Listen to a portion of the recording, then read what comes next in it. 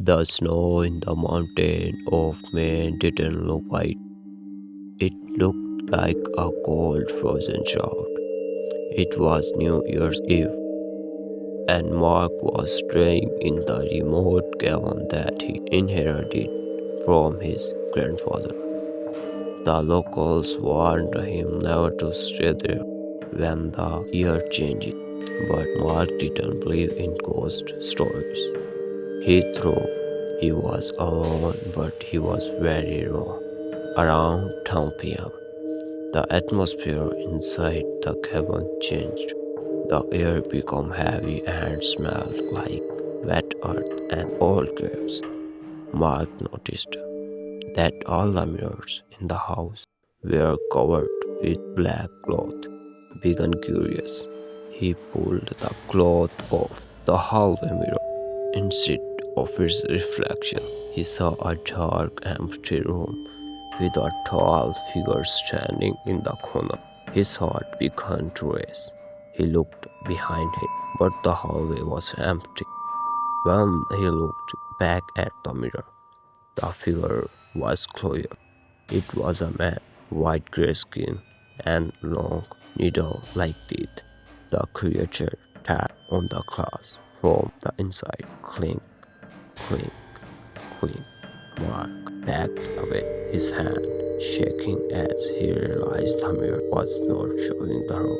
It was showing another world. Suddenly, all the clocks in the house stopped at exactly 11 p.m.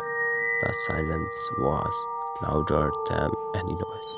Then a noise whispered from the walls. 10% of your soul is mine for every minute you stay. Mark ran to the front door, but the handle was red hot.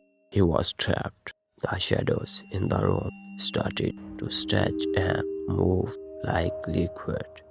He ran to the kitchen and grabbed a knife, but the knife turned into sand in his hand.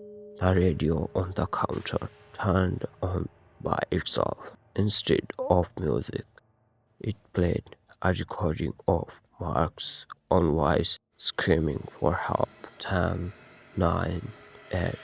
The radio began the countdown to midnight, but the voice was full of agony and pain. Mark felt a sharp pain in his chest. He looked down and saw black veins spreading across his skin. The monster from the mirror was now standing in the living room.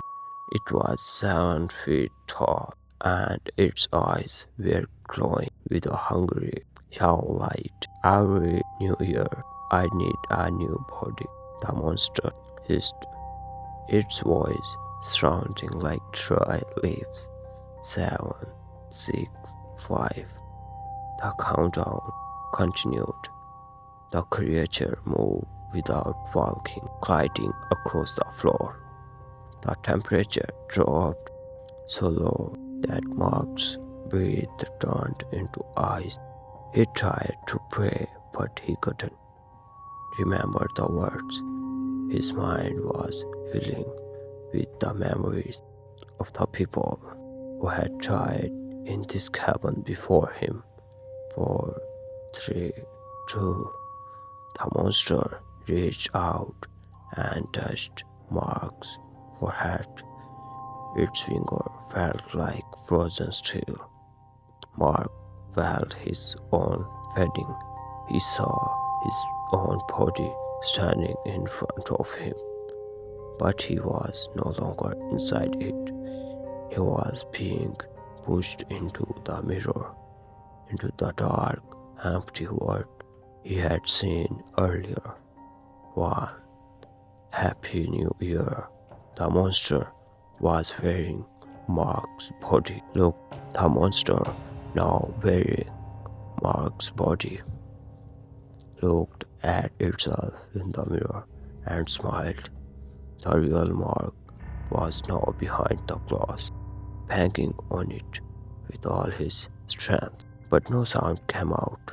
The black clothes crawled back into the mirrors, covering him in total darkness. The sun rose on January 1st. I never knocked on the door to invite Mark for breakfast. Mark opened the door wearing a white, perfect smile. He looked exactly the same, but his eyes were a cold, hungry yellow for just a second.